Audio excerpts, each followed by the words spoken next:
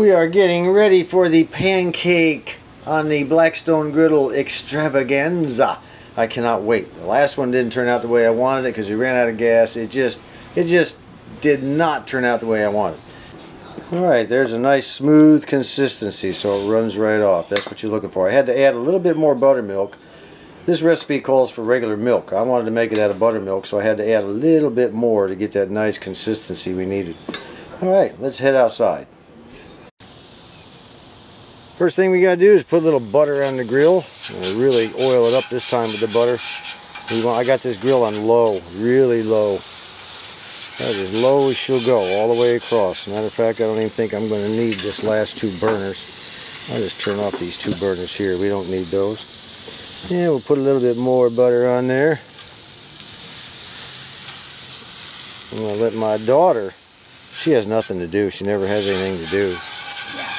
Yeah, right? Yeah. Yeah. I'll let her do some help here too. There goes the butter on the floor. That ain't too cool. Alright, I think we're about ready for some pancakes here. Yes, I do. Alright, let's try it. We're going to go with some smaller ones this time than what we did last time. There we go. The pancake extravaganza number 2. If it doesn't work out, then I'm going to start buying these things.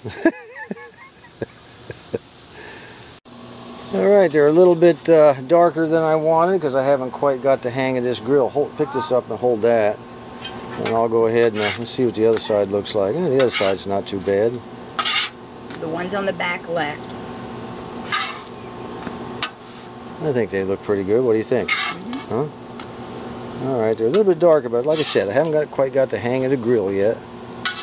And we'll go ahead and get these babies up on the old tray here. And there's the last 4. I think they're not, they're not too bad. What I wanted really was kind of a golden look like on this one. These other 2 are still going to taste good, but I would have preferred it, as far as looks go, to be like that. Well, let's go in and chow down. Get some ice cream. Go downtown. Who wants to go bye-bye? Who wants to go bye-bye? You want to go bye-bye? All right, he wants to go bye-bye. Oh, my goodness, look at them. They're going bananas here. Let's go bye-bye. It's ice cream time. Ice cream time. Let's go bye-bye. Oh, yeah. Say bye-bye. Let's go bye-bye. Open up the side door. Oh, my goodness, they're so excited. They are ready for their ice cream. Come on there. Come on, Mac. Look at, he even jumped in by himself. Can you put the yeah. Yes, we are. Oh boy, everybody's so excited. They cannot wait to go get some ice cream. Where's Rusty at? There's Rusty. He's going crazy back there. Yeah, they're ready to go. Let's go. And old Mac, he's up here in front. He said, I want to get my ice cream first. And so is Rocky. Grandma's having a heck of a time. She's never put a seatbelt on before. This first time. So there we go. Right. That first time. Well, they're all getting their caramel. What is it? Caramel sundae. Caramel sundae. Their ice cream. Ooh, they like it. Look at it. See, Boo Boo's doesn't like his. He says, I'm going to go and eat Rusty's now. Rocky, he's knocking it out. Mac's having a good time. Boy, they like their ice cream. And there goes Rusty. Yeah.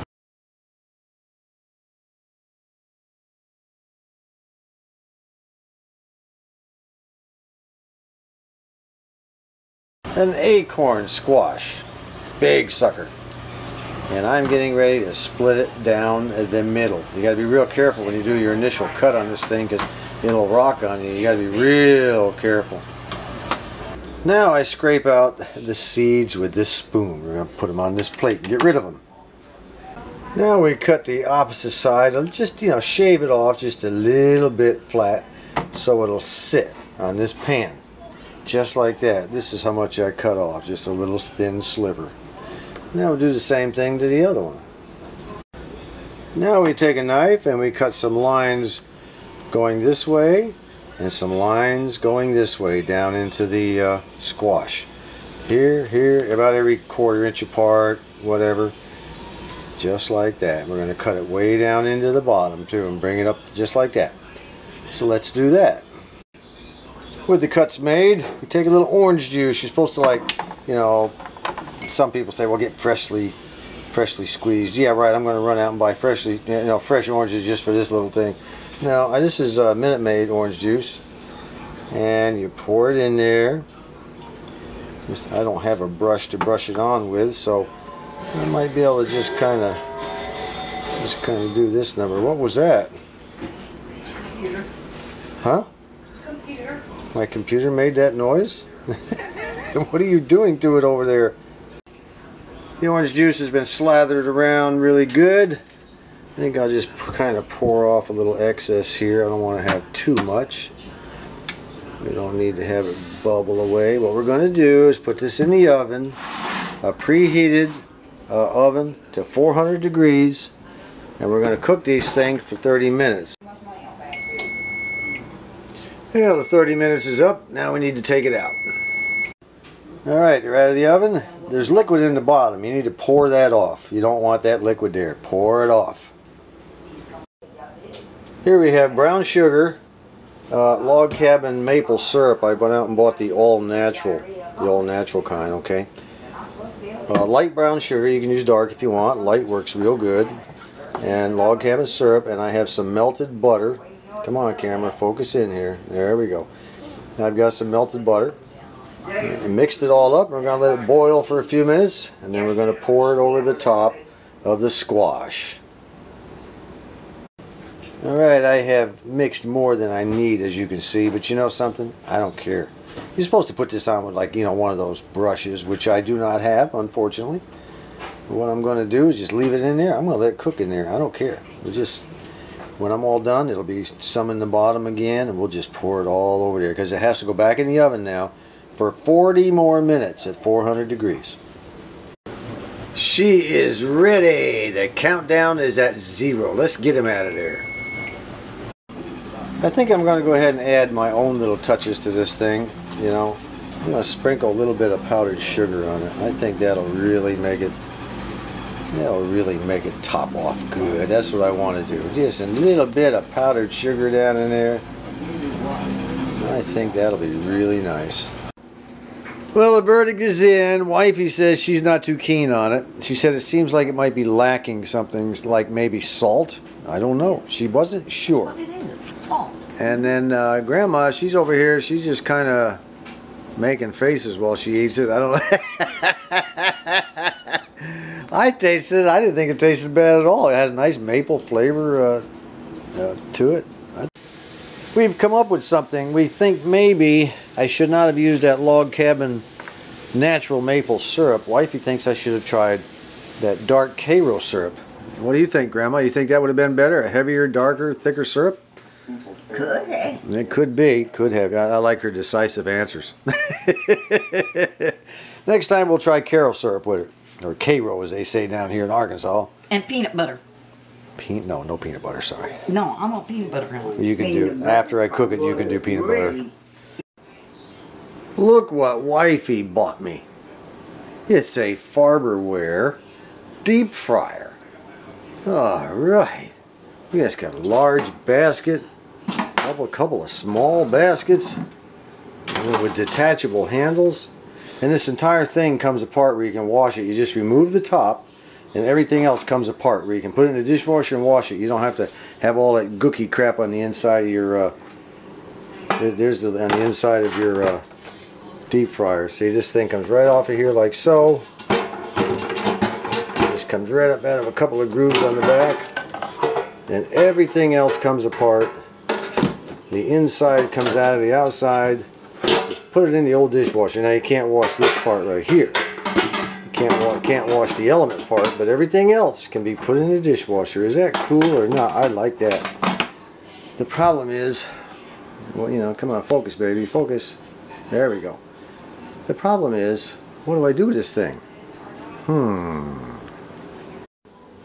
Well, we're gonna make donuts, of course. Yeah, some homemade sugar donuts if everything goes all right. So what do you say we get started?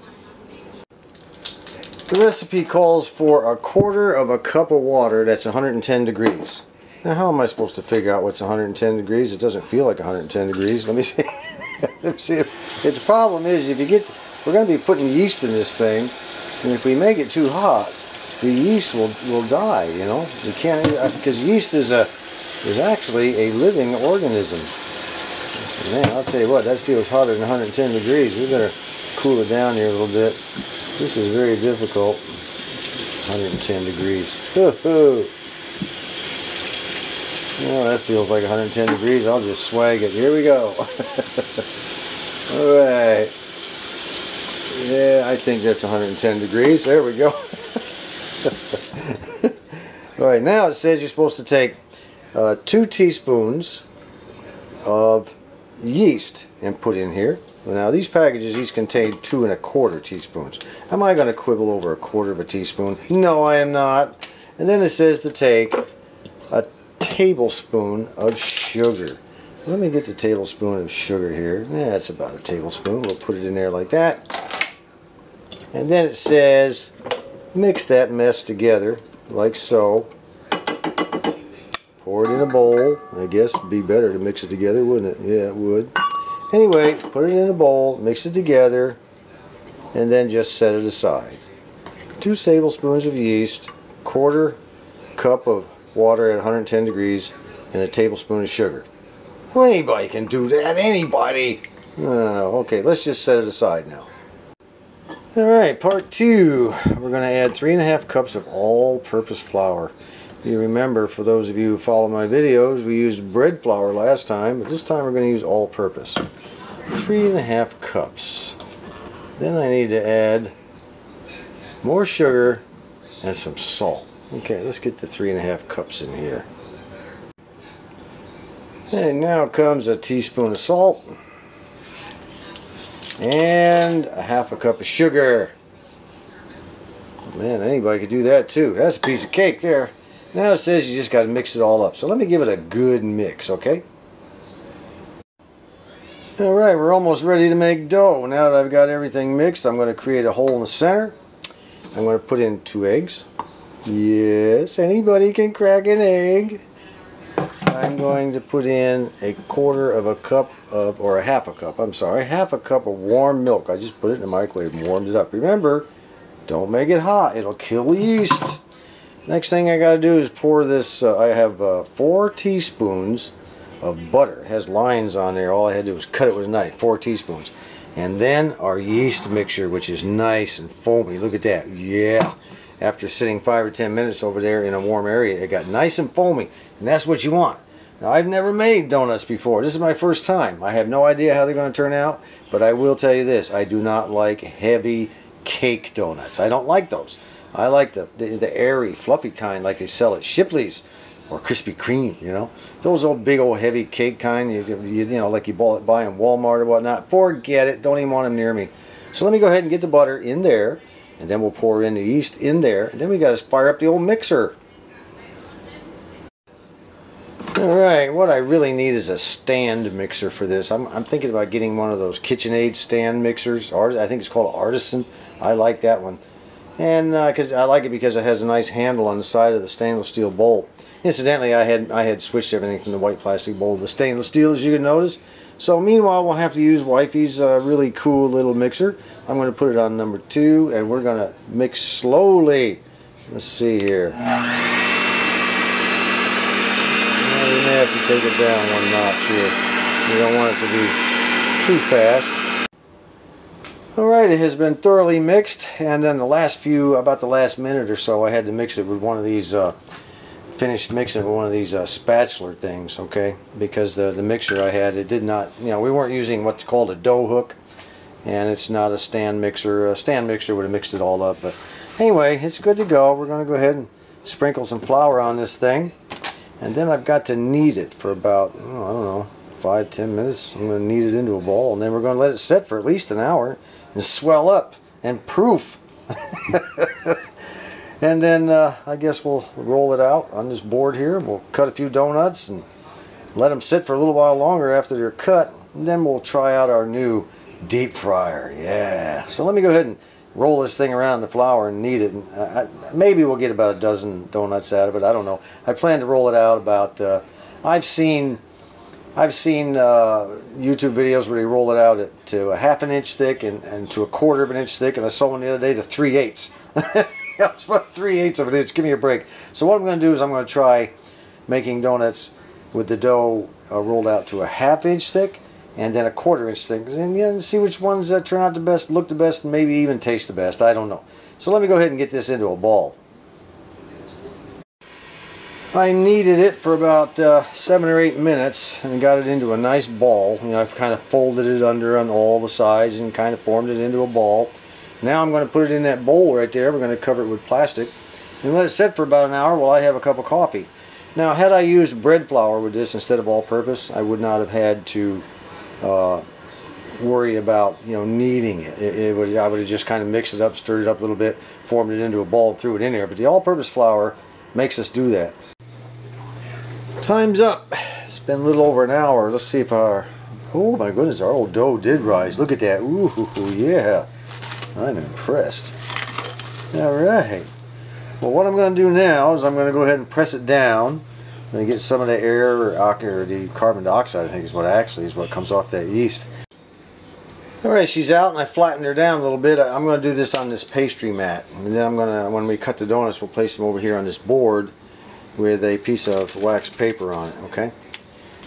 Now, I stated earlier I was going to do some at a ½ inch and a $1/4 inch. What I'm going to do is I'm just going to cut this thing right down the middle, just like that. Then I'm going to set half of it aside, roll it out with a little handy dandy roller here. And then we'll start stamping out the old donuts with our other handy dandy little donut cutter. Is that slick or is that slick? Yep. Let's see how it goes. She is rolled out to about a $1/4 of an inch thick, and this will be the $1/4 inch. That one will be the ½ inch. I'm going to go ahead and dip my little donut cutter in flour, and I'm just going to start cutting away, just like that. Just kind of stick it right down in there and pick it up. Do another one. I'm going to do this all the way around, get as many as I can out of here, and then I'm going to go ahead and maybe push the dough back together, work it a little bit. Flatten it out again and get a few more donuts out of it. This donut cutter is not doing the trick. It's just not cutting all the way through. It's giving me nothing but problems. So this morning, wifey and I went to Salvation Army to see if I could find any cool stuff for sale, which I did. And I happened across this thing there, right here. It's a pastry cutter. I think it's a cookie cutter of some kind. And I had seen on YouTube where somebody used one of these to make donuts. They would cut it and then take the center of one of these, you know, which I happen to have. They take the center and just cut the hole out with it. So let's see how that works. Now, I'll tell you one thing, this thing is for the birds. It's too flexible. You got to get it perfectly even, and then when you do, it doesn't cut all the way through the dough. So let's see what this does. These donuts are going to be bigger around. Cut it like so. And then we just kind of eyeball the center and see how that works. And let's see if that works any better. It works a little bit better. Oh, okay.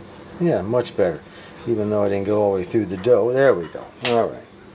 These things are a pain now. It's going to be a little bit thicker dough this time too. Anyway, now I'm going to go ahead and finish it up. Well, that's it. It was no fun, real fun, cutting out these donuts because, you know, you can't really cut all the way through. For some reason, I couldn't. So you had to kind of pull the dough apart, you know, to get them all out. But it's done. 20 donuts, 13 donut holes. We're going to cook the donut holes. I liked donut holes when I was a kid. And of course, wifey came over and criticized me. She said, your donuts are too thin. They're too thin. I don't like thin donuts. She wanted them thick, so I had to make her some thick ones. And I'll tell you what, this criticizing my donut making, and I'll tell you what, I'll do it. I'll do it for her this time.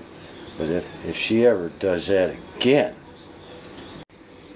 Now we let the donuts set for about 30 minutes covered up. We're going to let them rise again. And while we're waiting for that, I'll go ahead and set up my spanktified brand new deep fryer. This is kind of neat. The temperature control on this deep fryer is calibrated in both centigrade and Fahrenheit. The Fahrenheit is on the outside edge, so right now I've got it warming up to about, oh, I'll tell you what, let's just go ahead and take it up to 284 degrees, let it warm up. Then I'll take it on up to 350 or something like that. I think that's about what it needs to be in order to cook the donuts. We're going to cook them for about 3 minutes on each side after the oil gets hot. Well, the green light on the right is lit, so that means we're ready to go. So let's start putting some of these donuts in there. Let's go with the thin ones first. I'm just going to drop them in by hand, about 3 at a time. They're going to fall to the bottom, like so. Then come back up. And we'll go ahead and let them cook for about 3 minutes on each side. Let's see what happens. I might be able to go with 4 in there later, but right now I'm just going to go with 3 and see what happens. Well, those little ones didn't take long at all to get all brown and everything. I think they've only been in there about a minute. So the little thin ones may not take that long. I don't know. We're going to have to find out. I'll flip them over a couple more times, see what happens here. I've got a drain screen here. They call this a drip screen or a grip. I can't remember what it's called. And underneath it is some paper towels. It's just a drain. It's a non-stick job. That's what it's for. You put your chicken on there, your donuts, whatever. Rocky? And it's looking pretty good right now. Now, since this is my first time to make donuts, you know, the standard time for making donuts that are thicker is about 3 minutes. Of course, I couldn't go that long on those, but I'm not even sure I'm going to be able to go with 3 minutes on this one.